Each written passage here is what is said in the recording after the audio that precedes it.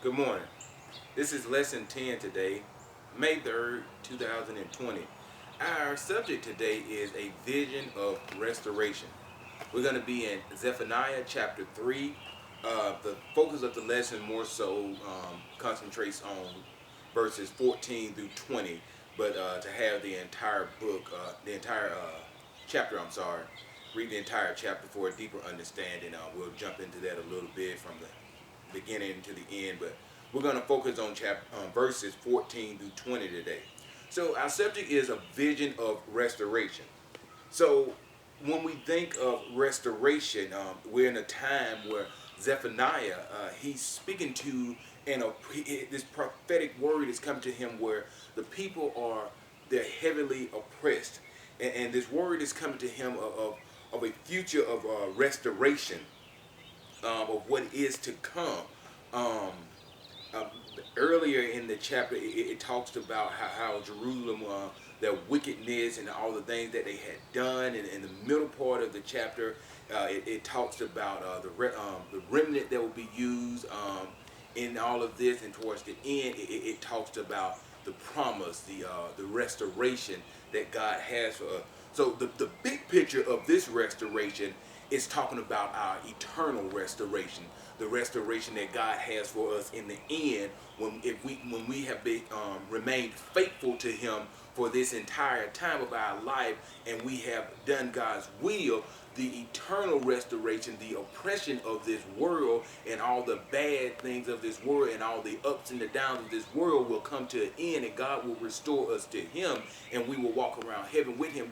That's the eternal restoration that Zephaniah is speaking to the people. There will be no more hurt. There will be no more oppression.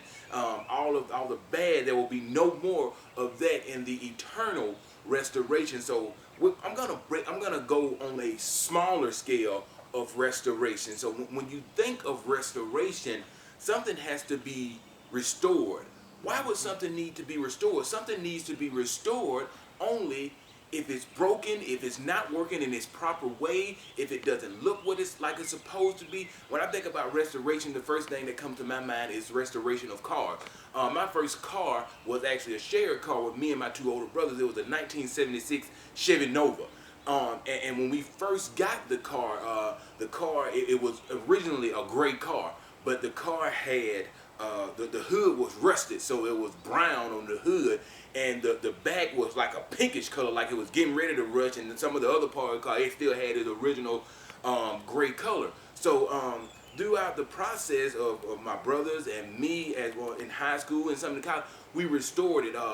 Because the car at that time, it was about 2002, no, about 2000, 2001. The car was a 1976, so it wasn't working in its proper way anymore. So we had to restore it little by little by little. Okay, and by the time last I can remember, I don't have the car anymore, but the car had a wonderful paint job. It had great interior. It was in better running condition than it was. So God needs to restore us. When we think about our smaller scale of restoration, if you're being oppressed in your life, if something is going on in your life that you are not happy with, hold fast to God's word, because God can and He will restore us. The key verse says, I will deal with all your oppressors at that time. In the time of restoration, God will deal with your oppressors. So whatever you're going through, hold fast to it, because God has restored in power.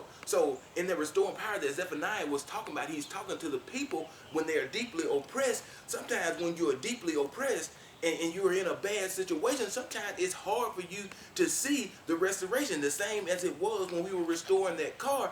I couldn't see that car where it was when I was a sophomore or junior in high school to where it was when I was a sophomore or junior in college. It was a totally different looking car.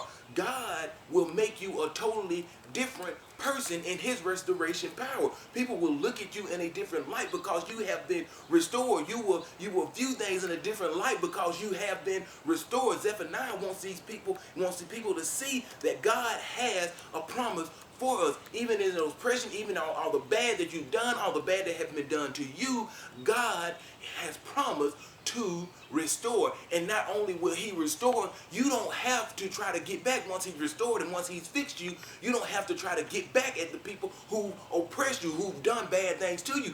God will take care of that for you. That's what Zephaniah, that's what the word was given to Zephaniah, that God will take care of your oppressors. So often when we've been fixed up, when we've got God's blessings, or the good has came to us, we have the tendency to want to get back at those who have oppressed us. That fight is not ours. God said it right here. That fight is not ours when we're talking about the smaller scale of restoration, not the big scale. The big scale of restoration, I'll reiterate again, the big scale of restoration is the restoration from he's going to take us out of this world, the restoration that will come when we're out of this world and when we're in our new world, heaven. That's the big picture restoration. The small picture restoration, you don't have to get back at them. You don't have to. God's got you. Okay? God's got you. God has a promise for you. God has good things for you. Those who have done you wrong, God will deal with them. And those of you who are doing people wrong, I beg you to fix yourself. Okay? Because you don't want to be the one that God is dealing with. So often we think about God and the good things that he has done for us and the good things that he can do. We think about God's love. But God and all that power and all that love and all the good things, that same power can be transformed. It is transformed into wrath. Okay? And you don't want to feel God's wrath because you have been oppressing people, because you have been doing bad to people. So don't be, in the end, one of those ones who God is dealing with because you have oppressed people. You have done bad things to people and you thought it was right. And you didn't repent of your sins. You went on through your life thinking and knowing that what you were doing was right. Knowing that it was bad. Tagging along with the team. Don't be one of those people who get dealt with, okay? Because God said he will deal with the oppressors. He will lift up the people who have been put down. It also, in the end, the other part of the key verse, it says, I will save the lame and gather the outcasts. Be careful how you treat people. Those who you think are outcasts and those who aren't worth anything. God has a plan for them. God has a plan for you. Don't be a part of the plan where you feel God's wrath. Okay? Be a part of the promise. Strive to be a part of the restoration process. The best part of the restoration process. So we were restored because some things are broken in us right now. Even in a time when you think everything is good, there are still some things that could be broken in you. This world, see, this world is broken. We are living in a broken world.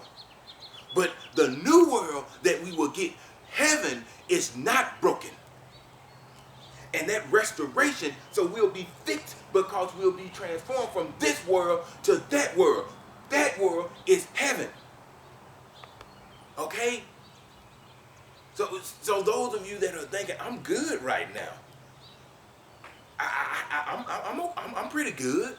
I got this. I really don't need that much restoration. Okay, if you don't need that much restoration, here's another thing. Maybe you can be on a small scale a restorer. Who are you helping? If you're doing pretty good, if you're in a set place, if God has been good to you, are you helping to restore others? See, we are brothers and we are sisters. We are God's children. So we have to help each other. On a smaller scale of restoration, are you a restorer helping others? Because God has been good to you, are you restoring others? Okay? Are you doing that? Who are you helping?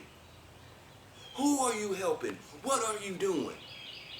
Are you just taking God's goodness and holding it for yourself and not passing it on?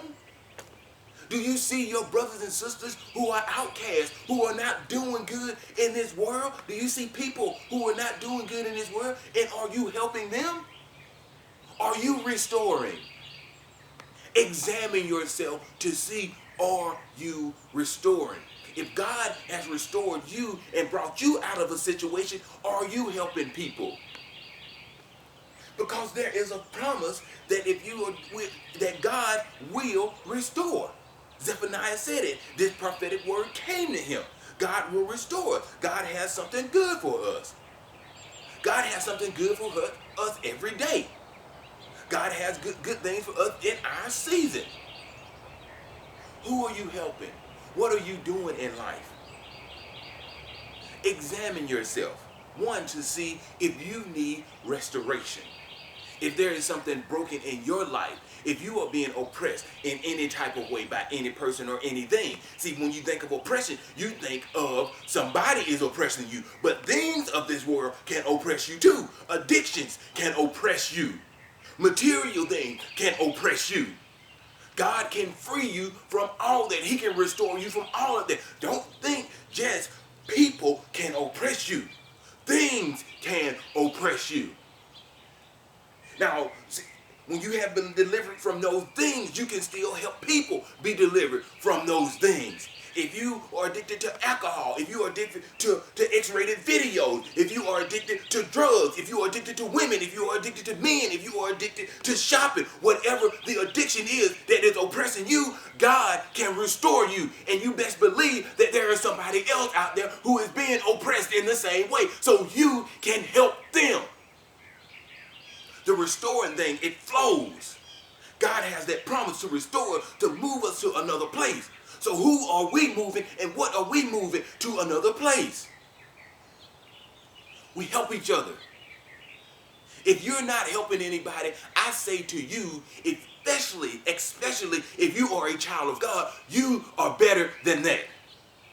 You are better than that. Because God's power is in you too. You can help people. God doesn't want us to hold this thing on to ourselves. It's great news when you know that something good is wrong. See, we have good news that we are going to be restored eternally on the day of God, on that big day. There's a promise of restoration. Get yourself right, okay? The other thing is, are you, if you, I mean, the first thing was, do you need restoration? The second thing is, who are you helping to restore? Okay? And the third thing is, don't be one of the ones who are holding people down. Don't be the person holding them down. Whether you are intentionally holding them down, okay? Don't be that person. Examine yourself. On this day, on May 3rd, 2020, examine yourself and see what component of the restoration process are you in. Okay? See, what component are you in on this day? Examine yourself. Okay? A prophetic word came to Zephaniah. Okay? I'm just simply telling you what's in God's book and what God has given me to say. Examine yourselves on this day. Where are you in the restoration process? What component are you in this process? This is a good day. The sun is shining. God is smiling. Okay? Fix yourselves. Examine yourselves. My brothers and sisters, I love you. I wish nothing but the best for you in your life on this day. God bless you and may God keep you. I love you. Have a great day.